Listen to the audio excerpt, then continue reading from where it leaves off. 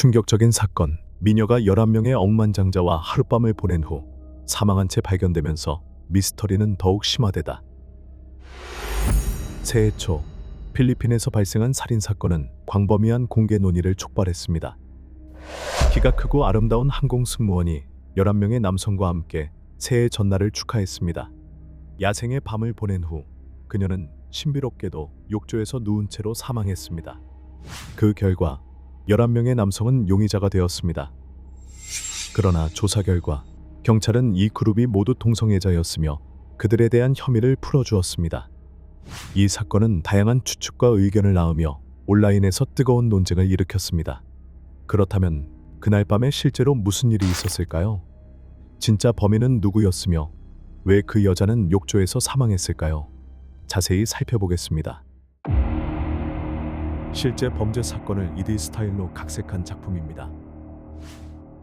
이 이야기는 필리핀의 수도이자 가장 인구가 많은 마닐라에서 일어났습니다. 이 도시는 역사적인 명소와 패션 애호가들을 위한 쇼핑 천국으로 유명합니다. 이야기의 주인공은 크리스틴 안젤리카 다세라. 1997년 4월 13일 필리핀 제너럴 산토스에서 태어났습니다. 그녀는 4자녀 중 둘째로 태어났습니다. 어릴 때부터 다세라는 그녀의 아름다움으로 칭찬을 많이 받았으며 이웃들로부터 계속해서 칭찬을 받았습니다. 외모 외에도 그녀는 매우 성실하여 많은 부모들의 눈에 모범적인 자녀로 보였습니다. 고등학교를 졸업한 후 그녀는 필리핀 민다나오 대학교에 입학했습니다. 다세라는 밝은 성격을 지녔으며 자주 소셜미디어에 자신의 일상을 공유했습니다. 또한 뷰티 페이지 안, 댄스, 모델 대회에 활발히 참여하여 좋은 성과를 거두었습니다. 2017년 그녀는 미스 유니버스 필리핀 대회에 참가해 1위의 준우승을 차지했습니다. 그 다음 2년 동안 다세라는 모델과 뷰티 산업에서 활동을 이어갔지만 큰 이름을 얻는 데 어려움을 겪었습니다. 결국 그녀는 많은 젊은 여성들이 꿈꾸는 직업인 항공 승무원으로 진로를 바꾸었습니다.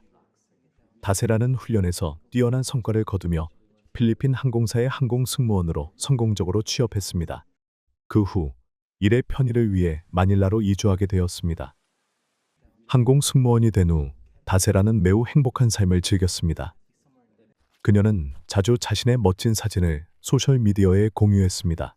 키가 크고 아름다우며 상냥한 외모 덕분에 그녀는 빠르게 16만 명이 넘는 팔로워를 얻었고 소셜미디어에서 작은 유명 인사가 되었습니다. 12월 28일 다세라는 올해 마지막 비행이라는 캡션과 함께 사진을 게시했습니다. 그런데 이 비행이 그녀의 마지막 비행이 될 줄은 아무도 몰랐습니다. 12월 31일 새해 전날 다세라는 오래된 한 해를 보내고 새로운 한 해를 맞이하기 위해 특별한 일을 하기로 결심했습니다. 고민 끝에 그녀는 몇 명의 친구들을 초대하여 함께 축하하기로 했습니다. 우연히도 그녀의 세 친구들이 그녀에게 동시에 외출을 권유했습니다. 만남의 장소는 마카티시에 있는 4성급 시티 가든 호텔이었습니다. 그날 밤 다세라는 세 친구인 로멜 갈리도, 그레고리오 구즈만, 존 델라 세르나와 함께 2209호에 체크인했습니다. 처음에는 4명만의 작은 파티였으나 그녀의 세 친구들이 다른 8명도 초대하여 축하에 동참했습니다. 이 8명의 손님은 2207호에 체크인했으며 이는 2209호 바로 옆에 위치한 방이었습니다. 주목할 점은 다세라는 이 8명을 전혀 알지 못했으며 그녀를 제외한 나머지 11명은 모두 남성들이었다는 점입니다. 1명의 여성과 11명의 남성으로 구성된 이 야생의 파티는 오전 5시에서 6시까지 이어졌습니다. 미친 밤을 보낸 후 12명은 잠에 들었습니다. 그 다음 날 오전 10시 갈리도는 가장 먼저 깨어났습니다. 그는 어지러운 상태로 욕실에 들어갔고 다세라가 욕조에 누워있는 것을 발견했습니다. 그녀가 너무 취해서 그곳에서 잠든 것으로 생각한 그는 그녀를 깨우지 않고 담요를 덮어주고 다시 잠자리에 들었습니다. 정오쯤 그는 다시 일어나서 다세라가 깨어있는지 확인하러 갔습니다. 멀리서 그녀의 얼굴이 이상하게 파란색이 되어 있는 것을 발견했습니다. 무언가 잘못되었음을 깨달은 그는 다세라의 호흡을 확인했고 그녀가 사망한 것을 확인하고 놀랐습니다. 그는 즉시 두 친구인 구즈만과 세르나에게 도움을 요청했습니다. 세 사람은 이런 상황에 익숙지 않아 당황했습니다. 처음에는 CPR을 시도했지만 효과가 없었습니다. 그 후 곧 그들과 호텔 직원은 다세라를 마카티 메디컬 센터로 급히 이송했습니다. 병원에서는 그녀가 이송되기 전에 이미 사망했다고 결론 지었으며 사망 원인은 대동맥류 파열로 판명되었습니다. 1월 2일 법의학 의사들은 부검을 실시했으며 병원의 결과를 확인했습니다. 그러나 법의학팀은 그녀의 오른손, 오른쪽 허벅지, 무릎, 발목에 멍과 상처가 있는 것을 발견했으며 뇌사에 찰과상이 있음을 확인했습니다. 더 중요한 점은 그녀의 생식기 부위에서 긁힌 자국과 찢어진 상처가 발견되었다는 것입니다. 이러한 발견은 다세라가 사망 전에 심각하게 폭행당했을 가능성을 시사했으며 이는 대동맥류 파열을 초래했을 수 있습니다. 마카티시 경찰서장인 헤롤드 데포시타르는 이 사건이 범죄 사건일 가능성이 높다고 결론짓고 그녀와 함께 있었던 11명을 용의자로 지목했습니다.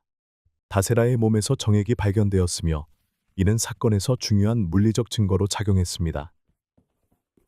경찰은 즉시 11명의 남성을 구속했지만 그중 3명만 체포되었고 나머지 8명은 도망쳤습니다.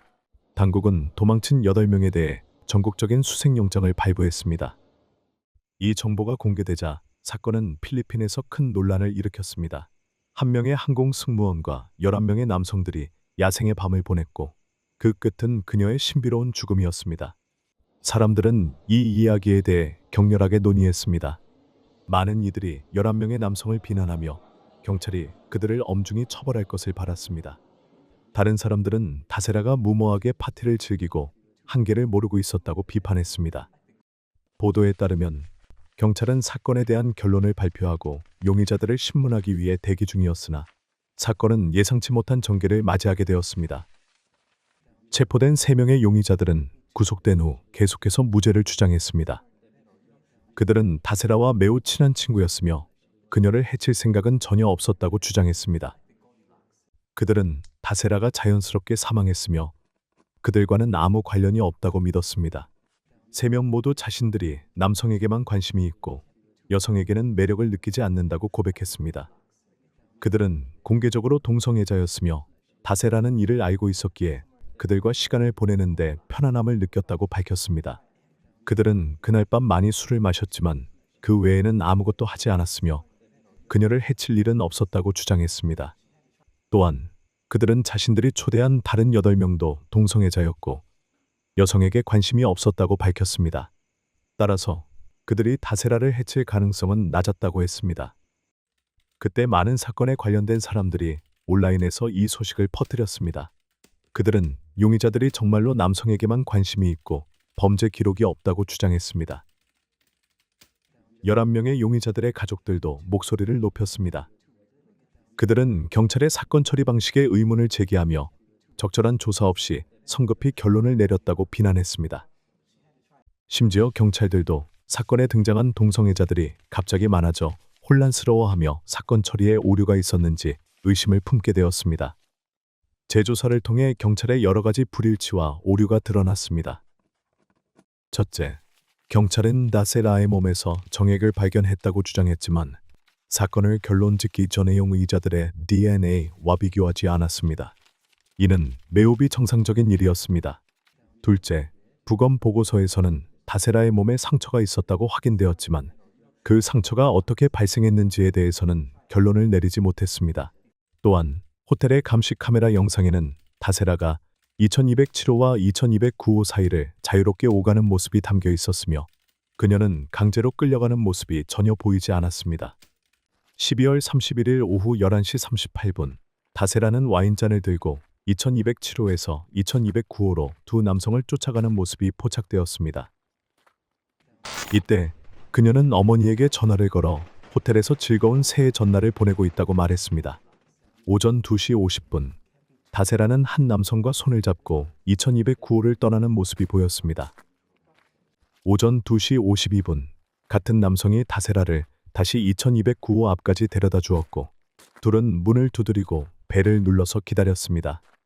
그 순간 다세라는 남성을 의도적으로 입맞춤했으며 그 남성은 약간 망설였지만 가볍게 입맞춤을 응답하며 벨을 누르려고 했습니다. 그 남성은 그녀의 3명에 가까운 친구 중 한 명인 구즈만이었습니다. 오전 4시 13분. 다세라는 취해 제대로 걸을 수 없었고 다른 남성에게 의지해 2209호로 다시 들어갔습니다. 오전 6시 23분. 감시 카메라는 구즈만이 심하게 취한 다세라를 다시 2209호로 옮기는 모습을 담았습니다. 감시 카메라 영상 외에도 그녀의 친구가 사망 전 찍은 또 다른 사진에서는 다세라가 화장실에서 술에 취해 손으로 평화의 제스처를 하며 앉아있는 모습이 담겨 있었습니다. 감시 카메라 영상 공개 후 많은 사람들은 다세라의 친구들이 신뢰할 만하다고 믿었습니다. 그들은 다세라가 안전하게 방으로 돌아갈 수 있도록 꾸준히 돌보았고 잘못된 짓을 한 흔적은 없었습니다. 이러한 결과를 바탕으로 경찰은 다세라의 3명에 가까운 친구들을 석방하고 진술을 수정하며 그녀의 몸에서 채취된 샘플이 부검 전에 시신이 방부 처리되어 오염되었을 가능성이 있음을 인정했습니다. 특히 다세라의 사망 원인은 자연사로 판명되었으며 11명의 남성과는 아무 관련이 없었습니다. 이 발표는 많은 필리핀 사람들에게 충격을 안겼습니다. 사람들은 경찰이 용의자들을 비난하고 전국적인 수색영장을 발부했다고 듣고 결국 11명이 모두 무죄이고 사건에 아무 관련이 없다는 사실을 알게 되었습니다. 발표 후 경찰의 비효율적이고 사건을 잘못 처리한 점에 대한 공개적인 비판이 급증했습니다. 일부 사람들은 필리핀 경찰과 11명의 용의자들이 공모하고 있다고 의심했습니다. 그 이유는 11명의 용의자들이 모두 공통된 특성을 가지고 있었기 때문입니다. 모두 부유한 가정에서 자랐습니다. 많은 사람들은 그들의 가족들이 돈과 인맥을 이용해 경찰에 압력을 가했다고 믿었습니다. 이에 대중은 경찰과 정부에게 사건을 철저히 재조사하고 어떠한 잘못된 점도 간과되지 않도록 압박을 가했습니다. 다세라의 몸에 많은 상처가 있자 그녀의 가족은 딸이 약물을 복용하고 폭행당했다고 믿었습니다. 다세라는 이미 묻혔지만 그녀의 어머니는 진실을 밝혀내기 위해 필요하다면 딸의 시신을 발굴할 의향이 있다고 밝혔습니다. 가족은 경찰과 의료 보고서에 대해서도 비판했습니다. 그들은 사망 진단서에 시신이 부검 전에 방부 처리되었다고 기재된 부분이 부정확하고 모순적이라며 경찰의 태만을 지적하고 소송을 제기했습니다.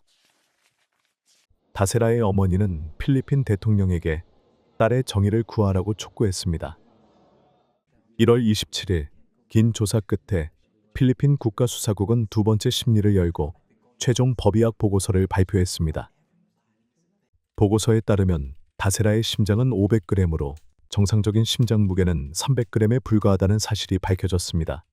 그녀의 신장에서 내부 출혈이 발견되었으며 사망 원인은 파열된 대동맥류로 확정되어 타살은 배제되었습니다.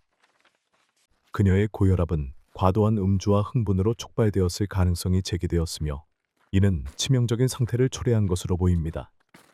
경찰은 호텔 방에서 흰가루 물질을 발견했지만 테스트 결과 그것이 불법 약물이 아닌 단순한 식탁용 소금임이 확인되었습니다. 다세라의 몸에서도 불법 약물은 발견되지 않았고 고혈압 치료에 사용된 약물의 흔적만 있었습니다. 11명의 용의자에 대한 추가 테스트에서도 아무 이상이 발견되지 않았습니다. 경찰은 그녀의 몸에 있는 멍이 어떻게 생겼는지를 파악할 수 없었습니다. 그러나 그녀의 세 친구는 그 상처들이 그녀가 술에 취해 물건에 부딪혀서 생긴 것일 수 있다고 추측했습니다. 또한 그녀를 병원에 이송하는 동안 호텔은 그녀가 앉을 수 없었기 때문에 휠체어를 제공했으며 이 과정에서 긁힌 자국이 생겼을 가능성도 있었습니다. 4월 23일 경찰은 19페이지 분량의 보고서를 발표하며 제공된 증거가 이 사건이 살인사건임을 입증하기에 불충분하다고 결론지었습니다. 그녀의 친구들은 다세라가 발견되자마자 CPR을 시도하고 호텔 직원에게 도움을 요청했으며 이는 그들이 범행의 동기가 없음을 나타냅니다. 결국 경찰은 증거 부족으로 11명의 피고인에 대한 모든 혐의를 기각하고 사건을 종결했습니다. 사건이 공식적으로 종결되었지만 대중의 논쟁은 끝나지 않았습니다. 다세라의 가족은 계속해서 11명에게 범죄를 저질렀다고 비난하며 거짓 진술을 했다고 주장했습니다. 11명의 용의자 중 5명은 다세라의 가족을 상대로 무고와 온라인에서 명예훼손을 이유로 소송을 제기했습니다. 2022년 2월 7일 다세라의 사망 1년이 넘은 후 경찰은 그녀의 사망과 관련된 모든 고소와 혐의를 기각했습니다. 또한 그들은 간접적으로 사건이 종료되었음을 알리며 더 이상 시간과 자원을 낭비하지 말아야 한다고 발표했습니다. 사건이 이렇게 급격하게 전개된 이유는 사건을 담당한 헤롤드 데포시타르 경찰서장이 철저한 조사를 하지 않고 성급하게 발언했기 때문입니다. 그는 무책임하게 이것이 살인사건이라며 11명의 남성을 범인으로 지목했습니다. 또한 법의학 전문가인 마이클 닉 사르미엔토의 부검 보고서는 철저하지도 정확하지도 않았습니다. 그 결과 두 사람 모두 직위에서 해임되었습니다. 더구나 이 사건은 팬데믹 중에 발생했는데 당시 규정에 따르면 한 방에 2명만 있을 수 있었지만 시티 가든 호텔은 그룹이 파티를 열도록 허락했습니다. 그 결과 호텔은 벌금을 부과받고 6개월 동안 운영이 중단되었으며 23,000원이란 벌금도 부과되었습니다. 관련 기사를 읽어보면 대부분 사람들이 다세라를 비판했습니다. 그러나 그녀가 파티를 즐겼다고 해서 그것이 사형에 처할 범죄는 아니었습니다. 오늘 영상은 여기서 마칩니다. 다음 영상에서 만나요. 최신 업데이트를 받으려면 좋아요와 구독을 눌러주세요.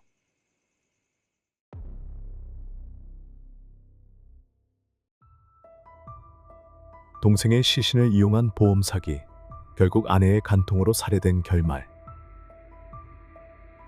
2월 말의 어느 한낮, 난징의 장군산에서 온전하지 않은 한 시신이 발견되었는데 이 피해자는 몸이 11조각으로 나뉘어 있었으며 절단 부위는 매우 정교하게 처리되었습니다. 게다가 범인은 얼굴 부분을 일부러 훼손하여 경찰이 신원을 확인하기 어렵게 했습니다. 피해자는 텐밍청으로 확인되었는데요. 놀랍게도 텐밍청이 이미 5년 전에 사망한 것으로 알려져 있지만 발견된 시신은 단지 3일 전에 살해된 것으로 나타났습니다. 어떻게 이미 죽은 사람이 다시 죽을 수 있었을까요? 시신에서 발견된 단서들은 경찰을 탐욕과 배신에 얽힌 끔찍한 비밀로 이끌었습니다.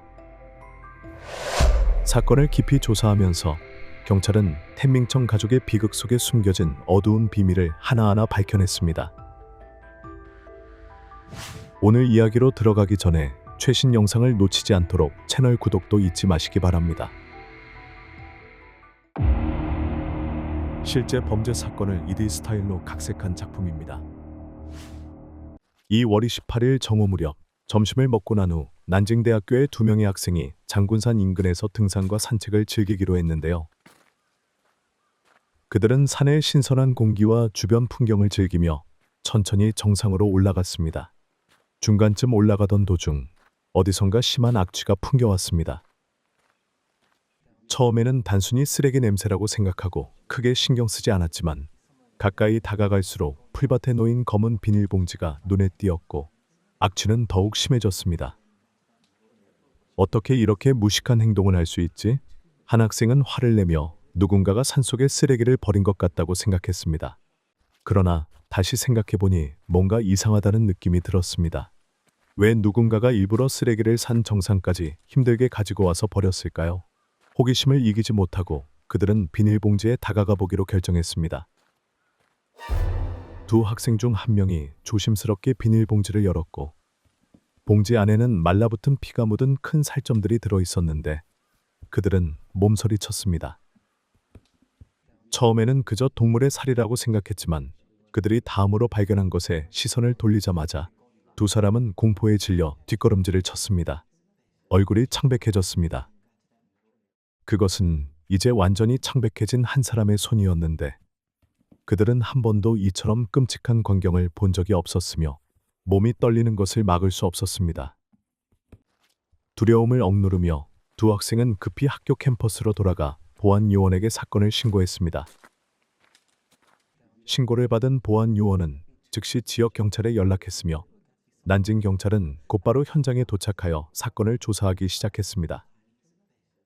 신고 후 약 15분 만에 경찰은 장군산 현장에 도착했으며 그들은 주변 지역을 철저히 수색하였고 총 11개의 비슷한 검은 비닐봉지를 추가로 발견했습니다. 법의학자가 도착하여 시신 조각들을 맞추기 시작하자 모든 것이 조금씩 명확해졌습니다. 11개의 조각들이 한 명의 완전한 시신을 구성하는 것으로 밝혀졌습니다. 시신 옆에는 긴 옷과 속옷이 발견되어 피해자가 약 40세의 건강한 남성으로 확인되었습니다. 두개골은 깊은 균열이 있었으며 흔적으로 보아 피해자는 둔기로 머리를 여러 번 맞아 심각한 부상을 입었고 사망 원인은 치명적인 타격으로 인한 중상을 입은 것으로 밝혀졌습니다. 그러나 현장에는 살해 도구가 발견되지 않았으며 이로 인해 장군산이 범행 현장이 아니라 단지 시신을 유기한 장소일 가능성이 있다는 결론에 이르렀습니다. 주목할 만한 점은 시신 21조각으로 나뉘었고 절단 부위가 매우 정확하고 전문적이었으며 이는 해부나 외과 수술에 능숙한 사람의 소행임을 나타냈습니다. 난징 경찰은 즉시 범인을 법정에 세우기 위해 특별수사팀을 결성했습니다. 피해자의 얼굴이 잔인하게 파괴된 상태여서 외모로 신원을 확인하는 것이 불가능해졌습니다. 경찰은 전문가를 초빙하여 두개골 구조를 기반으로 피해자의 얼굴을 재구성하려는 희망을 품었습니다. 시신이 든 비닐봉지를 발견한 두 학생의 증언에 따르면 그들은 사흘 전에도 이곳을 방문했으나 그때는 비닐봉지를 보지 못했다고 했습니다. 이는 시신이 최근에 이곳에 유기되었을 가능성이 있다는 경찰의 판단을 뒷받침했습니다. 이 단서를 바탕으로 경찰은 장군산 주변에 거주하는 주민들을 조사하기 시작했으며 최근에 실종된 중년 남성에 대한 정보를 찾고자 했습니다. 그러나 철저한 조사에도 불구하고 그들은 설명에 부합하는 실종자를 발견하지 못했습니다. 수사가 막다른 길에 다다른 순간 법의학자는 시신을 검사하는 동안 중요한 단서를 발견했는데 피해자의 바지 안쪽에는 작은 주머니가 봉합되어 있었고 그 안에는 찢어진 종이 조각이 있었습니다. 기차표를 회수하고 깨끗이 닦자 그들은 그것이 월이 15일 란저우에서 난징으로 가는 기차표임을 확인했습니다. 표에는 승객 이름이 텐밍양으로 되어 있었습니다. 이 단서는 매우 중요한 단서가 되어 경찰이 피해자의 신원을 확인하는데 한 걸음 더 다가가게 만들었는데요. 법의학자들은 피해자의 사망 시간을 월이 15일 저녁으로 추정했으며 이는 텐밍양이 기차표에 따라 난징에 있었던 시점과 일치하여 경찰은 텐밍양이 사건의 피해자일 가능성이 있다고 더욱 확신하게 되었습니다. 경찰은 즉시 텐밍양에 대한 추가적인 개인정보를 수집하기 시작했는데 보관된 데이터에 따르면 텐밍양은 40대 초반의 남성으로 농촌 출신인 것으로 드러났습니다. 이러한 정보들은 피해자에 대한 경찰의 초기 예측과 일치했으며 특히 전문가들이 두개골을 바탕으로 재구성한 얼굴이 텐밍양의 사진과 상당히 유사해 보였는데요. 조사팀은 피해자의 신원이 텐밍양이라고 판단했고 그 시신이 바로 텐밍양의 것이라고 믿게 되었습니다. 시간을 낭비하지 않기 위해 특수팀은 즉시 텐밍양의 집으로 가서 소식을 전하기로 했습니다. 집에 도착한 경찰은 문을 두드렸고 텐밍양의 아내가 문을 열었는데 그녀는 매우 기쁜 표정을 짓고 있었으며 남편의 죽음에 대한 어떤 걱정이나 슬픔의 기색도 보이지 않았습니다. 팀의 한 경찰관이 조심스럽게 남편이 사고를 당해 사망했을 가능성이 있다고 전하자 텐밍양의 아내는 충격을 받거나 슬퍼하기는커녕 오히려 경찰을 놀란 눈빛으로 쳐다보았습니다. 그녀는 당황하며 남편이 집안에서 식사 중이라고 대답했으며 경찰들은 이 상황이 도대체 어떻게 된 일인지 혼란에 빠졌습니다. 바로 그때 집안에서 한 남자가 나와 자신이 텐밍양이며 건강하게 살아있다고 정중하게 인사했습니다. 텐밍양이 살아있는데 왜 그의 기차표가 피해자의 몸에서 발견된 것일까요? 그렇다면 그 시신은 도대체 누구의 것일까요? 사건이 해결된 것처럼 보였지만 경찰은 이제 새로운 미스터리를 풀어야 하는 상황에 직면하게 되었습니다. 텐밍양은 난징으로의 여행이 단지 시누이와 조카를 방문하기 위한 것이었으며 그의 형 텐밍청이요 연전 난저우에서 사고로 사망한 후부터 자주 그들을 방문하고 있다고 설명했습니다. 기차표에 대한 질문에 텐밍양은 어디에서 기차표를 잃어버렸는지 기억나지 않으며 아마도 무심코 버렸을 가능성이 있다고 대답했습니다. 경찰이 텐밍양의 진술을 검토한 결과 모든 내용이 합리적이며 그가 살인사건과 관련이 없다는 것이 입증되면서 상황은 더욱 복잡해졌습니다. 경찰은 다시 텐밍양과 피해자 그리고 사건 당일의 기차 여정을 연결할 수 있는 단서를 찾기 위해 분석을 진행했으나 여전히 뚜렷한 단서를 발견하지 못했고 사건은 막다른 길에 다다랐습니다. 텐 형제는 텐밍청, 텐밍광, 그리고 텐밍양으로 구성되어 있는데 맏형인 텐밍청은 5년 전 교통사고로 사망한 것으로 알려져 있었습니다. 이상한 점은 그 사고가 발생한 직후 둘째 형인 텐밍광도 흔적 없이 사라졌으며 그 이후로 가족은 텐밍광에 대해 아무런 소식을 듣지 못했다는 것이었습니다. 여러 단서를 조합해 보았을 때, 특히 재구성된 시신의 외모를 고려했을 때 피해자는 실종된 텐밍광의 가능성이 매우 높아 보였는데요. 경찰은 이러한 추정을 확인하기 위해 피해자와 텐밍양의 DNA 검사를 진행했지만 그 결과는 그들을 충격에 빠뜨렸습니다. 시신은 텐밍광이 아니었지만 텐 가족과 혈연 관계가 있는 것으로 나타났습니다. 텐밍양이 살아있는 상황에서 사망자는 텐밍광이나 텐밍청일 수밖에 없었습니다. 만약 피해자가 텐밍광이 아니라면 시신은 텐밍청일 가능성이 유일하게 남게 되었습니다. 여기까지 생각이 미치자 경찰은 소름이 돋았는데 텐밍청은 이미 5년 전에 사망했으며 그의 아내가 직접 시신을 확인한 바 있었습니다. 어떻게 한 번 죽은 사람이 다시 죽을 수 있었을까요? 충격적인 결과가 나왔습니다. 피해자는 모두가 이미 사망했다고 믿고 있었던 텐 가족의 장남 텐밍청으로 판명되었습니다. 한편 법의학자들은 노력 끝에 살인 무기가 날카로운 도끼였음을 밝혀냈습니다. 동시에 조사팀은 중요한 단서를 추가로 발견했는데 피해자의 신체를 담은 비닐봉지가 난징의 메트로 슈퍼마켓에서 구입된 것으로 확인되었습니다. 이 단서를 통해 사건은 새로운 진전을 보였으며 경찰은 즉시 메트로 슈퍼마켓의 보안팀과 협력하여 CCTV 영상을 분석하고 최근 도끼와 쓰레기 봉투를 구매한 고객을 집중적으로 조사하기 시작했습니다. 신원 확인을 지원하기 위해 경찰은 다시 한번 텐밍양을 찾아가 그의 도움을 요청했는데요. CCTV 영상을 검토한 후 텐밍양은 예상치 못한 인물을 지목했는데 그는 바로 그의 형고 텐밍청의 장인이었던 쇠진공이었습니다. 2월 24일 쇠진공은 메트로 슈퍼마켓에서 도끼, 주방용 칼, 다수의 쓰레기 봉투를 구매하는 모습이 CCTV에 포착되었습니다. 쇠진공에 대한 의혹은 사건 당시 그가 범행 도구를 구매한 시점에 맞추어 슈퍼마켓에 나타났다는 사실이 밝혀지면서 더욱 집중되었는데요. 경찰은 즉시 쇠진공을 체포하기 위한 특수팀을 파견했고 체포될 때 그는 침착한 척했지만 긴장과 불안한 눈빛을 숨길 수 없었습니다. 쇠진공의 진술을 받으면서 사건의 경위가 점차 명확해졌으며 그 이면에 숨겨진 끔찍한 진실이 드러나기 시작했습니다. 고인이 된 텐밍청은 난저우의 농촌 가정에서 태어났는데 그는 형제자매가 많은 가난한 가정에서 자랐지만 항상 큰 포부를 가지고 성공을 위해 노력하는 사람이었습니다.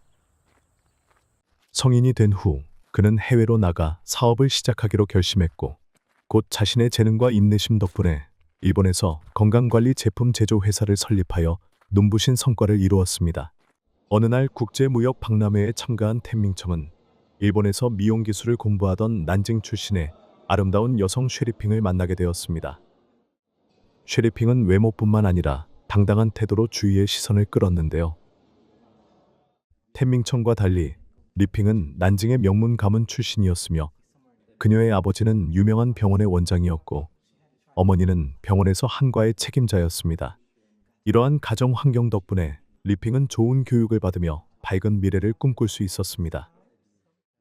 텐밍청은 리핑의 아름다움과 품격에 매료되어 열정적으로 그녀에게 구애했는데요. 몇 번의 데이트 끝에 두 사람의 관계는 깊어졌고 그들은 결혼에 이르렀으며 곧 사랑스러운 딸을 맞이하게 되었습니다. 하지만 이 행복한 시간은 오래가지 못했는데 몇 년 후 일본 경제가 불황에 빠지면서 텐밍청의 사업도 어려움을 겪기 시작했습니다. 그의 회사는 규모가 작고 경제적 충격에 대한 내성이 약하여 파산 위기에 놓였으며 그로 인해 가정 생활도 점점 힘들어지고 재정적 부담으로 부부간의 갈등이 심화되었습니다. 자존심이 강하고 성공에 대한 자부심이 높았던 텐밍청은 사업이 실패하면서 자신감을 잃고 화를 자주 내며 아내를 자주 비난했습니다.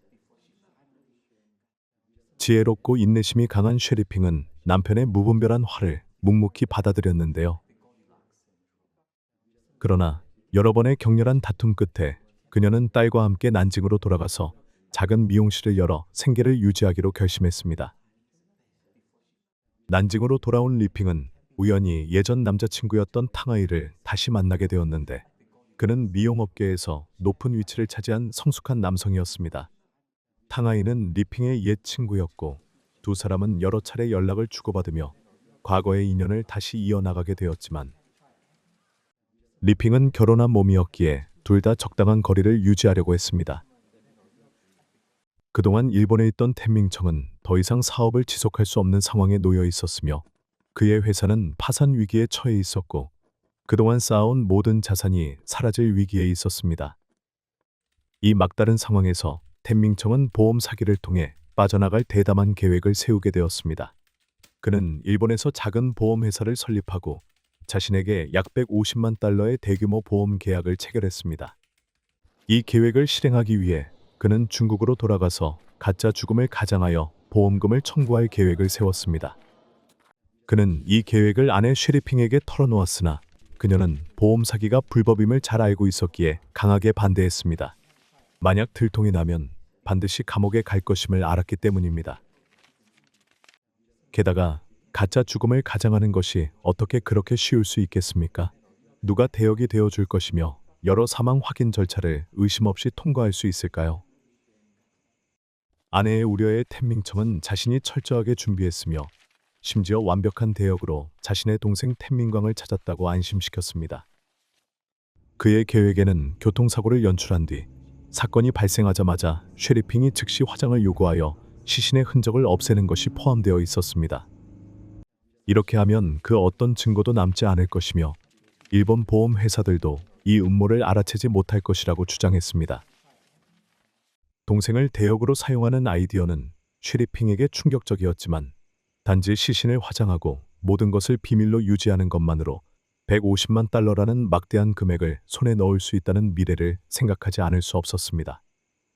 이 거액으로 인해 텐밍청의 회사는 부활할 수 있을 뿐만 아니라 리핑도 자신의 경력을 발전시키기 위한 자금을 마련할 수 있게 될 것이었습니다.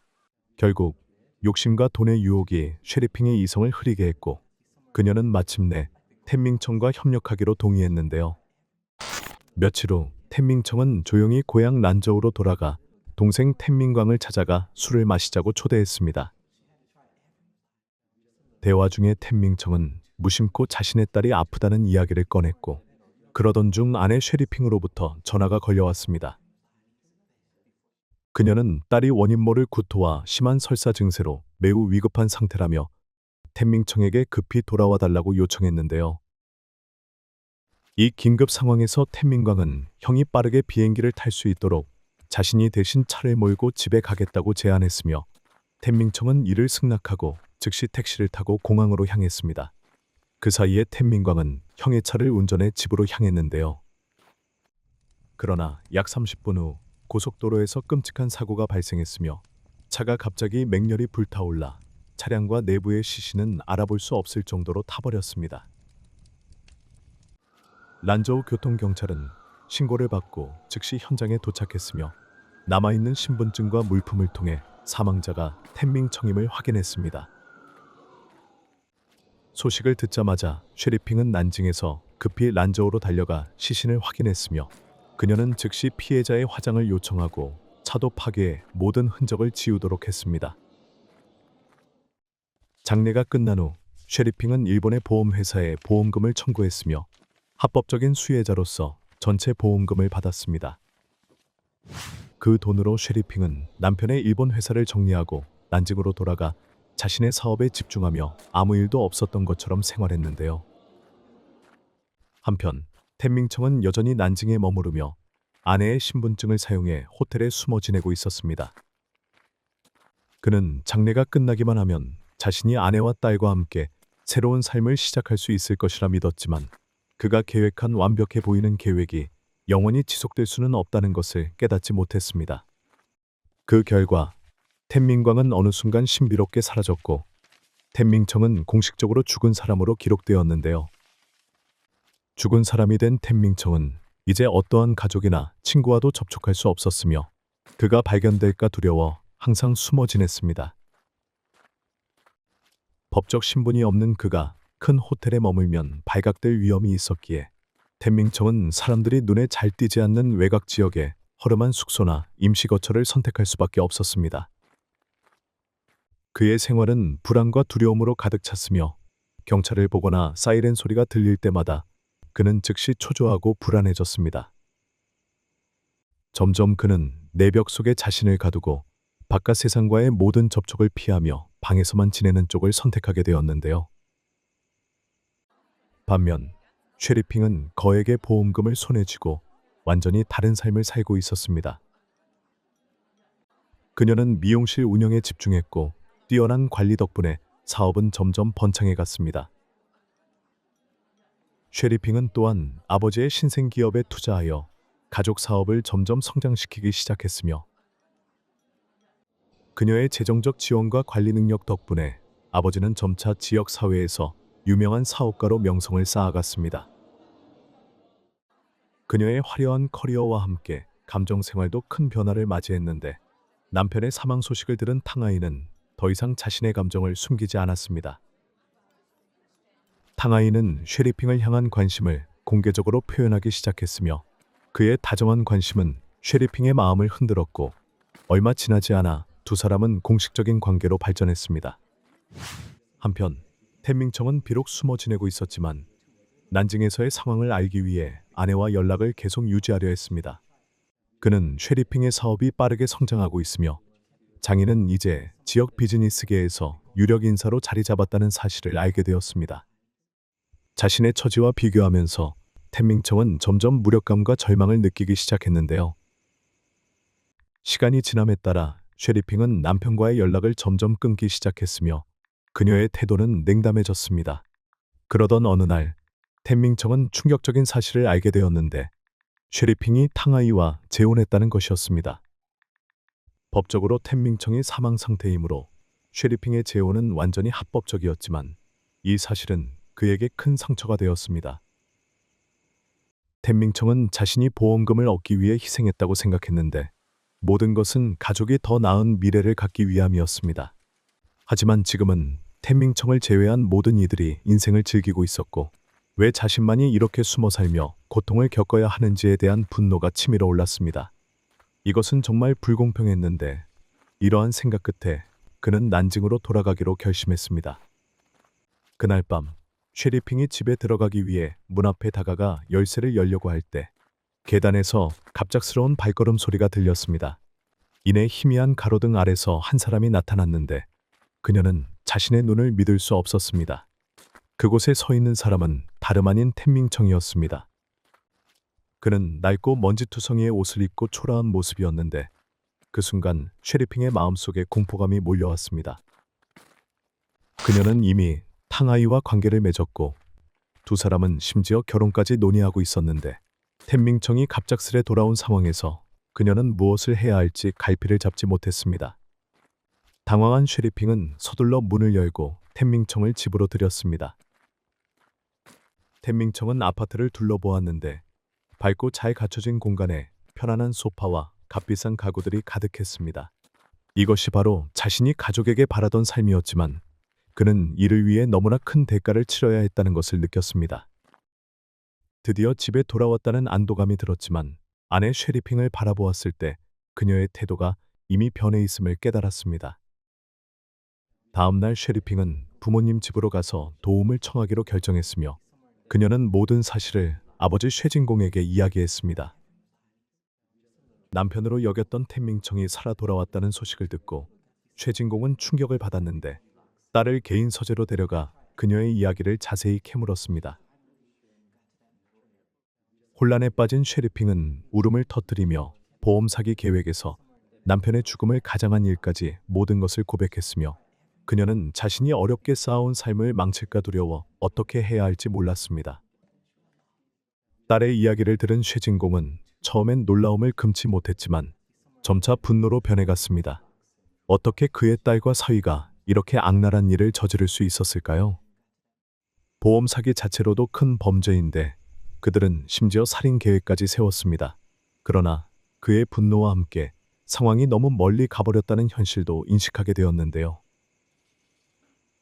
만약 텐밍청이 나타나고 사건이 폭로된다면 그의 딸의 인생은 완전히 망가질 것입니다. 쇠진공은 충격에서 빠르게 평정을 되찾았고 지금 이 상황에서 후회는 소용이 없다는 것을 깨달았습니다. 중요한 것은 가족을 보호하기 위한 해결책을 찾는 것이었습니다. 밤새 아버지와 딸은 긴 논의 끝에 텐밍청이 돌아온 목적이 돈 때문일 것이라는 결론에 이르렀습니다. 3년간 떠돌이 생활을 하며 고통을 겪었으니 그가 자신의 권리를 주장하고 큰 돈을 요구할 가능성이 높았습니다. 계획이 수립되었고 쉐리핑과 쉐진공은 텐밍청을 만나 돈을 제시하며 그에게 영원히 떠날 것을 요구했습니다. 텐밍청은 은행 카드를 손에 꼭 쥐고 쉐리핑의 집을 떠났지만 그의 눈빛은 분노로 가득 차 있었습니다. 그들은 이미 수백만 달러를 손에 넣었지만 그들은 그에게는 보잘것없는 돈만을 주고 떠나라고 했는데 마치 그가 기생충이라도 된 듯한 대접이었습니다. 분노에 휩싸인 텐밍청은 복수심에 불타 새로운 계획을 세웠습니다. 그는 쉐리핑과 그녀의 가족을 자신의 은행으로 삼고 그들에게서 끝없이 돈을 뜯어내기로 결심했습니다. 그 후 텐밍청은 사치스럽고 호화로운 삶을 살기 시작했고 그가 받은 돈을 불과 2년도 채 안 되어 모두 탕진했습니다. 포기하지 않은 텐밍청은 다시 쉐리핑의 가족을 찾아가 계속해서 돈을 주지 않으면 보험 사기 사건을 폭로하겠다고 협박했습니다. 텐밍청의 요구는 쉐리핑 가족의 재정 상황을 점점 더 압박했고 쉐리핑은 텐밍청에게 조종당하는 상황에서 어떻게 해야 할지 몰랐습니다. 딸이 계속해서 협박에 시달리는 것을 본 쉐진공은 더 이상 이런 상황을 방치할 수 없다고 결심했습니다. 그는 텐밍청을 영원히 사라지게 만들 방법에 대해 생각하기 시작했는데 어차피 텐밍청은 이미 죽은 사람이니 한 번 더 죽는다고 해도 문제가 되지 않을 것이라고 생각했습니다. 그날 오후 2시쯤 쉐진공은 조용히 메트로 슈퍼마켓으로 가서 날이 선 도끼와 쓰레기 봉투를 구입한 뒤 딸의 집으로 가서 행동할 기회를 기다렸습니다. 저녁 6시쯤 쉐리핑은 텐밍청을 대화를 위해 집으로 초대했고 탕아이도 불러 3명의 깡패와 함께 텐밍청을 위협하게 했습니다. 텐밍청이 도착하자마자 그는 일행에게 제압당해 포대에 넣어진 채로 집의 지하실로 끌려갔습니다. 위험을 직감한 텐밍청은 단서를 남기기 위해 애를 썼는데 순간적으로 그는 자신의 팬티에 숨겨진 작은 주머니에 텐밍양의 기차표를 넣어두었습니다. 그는 만약 최악의 상황이 벌어진다면 이 증거가 경찰이 자신의 행방을 추적하고 쉐 가족의 범죄를 밝혀내는 데 도움이 되기를 바랐습니다. 어두운 지하실에서 쉐진공은 텐밍청이 묶여있는 모습을 차갑게 바라보다가 도끼를 들어 그의 머리를 겨냥했습니다. 강한 일격이 텐밍청을 쓰러뜨린 후 그는 주방용 칼을 꺼내어 피해자를 처리하기 시작했는데요. 과거 의사였던 쉐진공은 정확하고 능숙하게 절단 작업을 수행했으며 시신을 11개 부위로 나누고 이를 하나씩 쓰레기 봉투에 싸서 차량 트렁크에 실었습니다. 원래는 시신을 멀리 떨어진 곳에 유기하려 했으나 밤이 깊어지고 긴 작업으로 몸이 피로해진 쉐진공은 계획을 바꾸기로 결정했습니다. 남은 힘을 다해 차를 몰고 인적이 드문 장군산으로 가서 쓰레기 봉투를 하나씩 던져버렸는데 그는 이 외진 곳을 아무도 신경 쓰지 않을 것이라고 생각했습니다. 쉐진공은 경찰에 체포된 후 자신이 저지른 모든 잔혹한 범죄를 자백했으며 그의 딸 쉐리핑 역시 공항에서 일본으로 도주하려다 바로 체포되었습니다. 상황을 인지한 탕아이는 자수하여 자신은 텐밍청 납치에만 관여했으며 살인 계획에 대해서는 전혀 알지 못했다고 진술했습니다. 재판 후 쉐진공은 이 끔찍한 살인 사건의 주범으로서 사형을 선고받았습니다. 쉐리핑은 아버지의 범죄에 공모한 혐의로 15년의 징역형을 선고받았고 탕아이와 그 외에 관련된 3명은 납치 혐의로 각각 사건 참여 정도에 따라 적절한 형량을 선고받았습니다. 이 사건은 가해자들에게 마땅한 형벌을 내림과 동시에 욕심과 부도덕한 행위에 불가피한 결과에 대한 값진 교훈을 남겼습니다. 오늘 저희의 영상을 시청해 주셔서 감사합니다.